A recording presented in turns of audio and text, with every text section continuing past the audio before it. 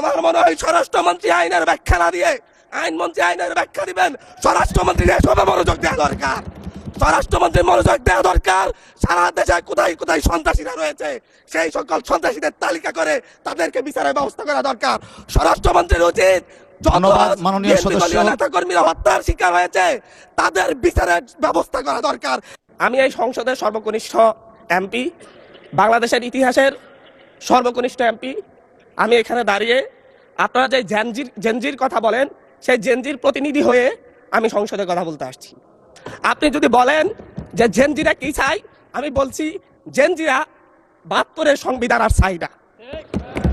আপনি যদি বলেন জেনজিরা কি চাই, আমি বলতে এসেছি জেনজিরা এটাই চাই, স্বাধীনতার ৩০ বছর পরে জন্ম নিয়ে আমার মতো যারা সন্তানরা রয়েছে তারা এখানে ভোটাধিকার পাই নাই, তার জবাব চাই। আমরা তো স্বাধীন বাংলাদেশের জন্ম নিয়েছি মাননীয় স্পিকার। আমাদের কি ভুল ছিল? আমরা তো নতুন মানচিত্র পেয়েছি, আমরা তো নতুন পতাকা পেয়েছি, আমরা নতুন সীমানা পেয়েছি। আমাদের পূর্বপুরুষরা 1971 সালে রক্ত দিয়ে আমাদের জন্য একটি নিরাপদ বাংলাদেশ গড়তে চেয়েছেন, কিন্তু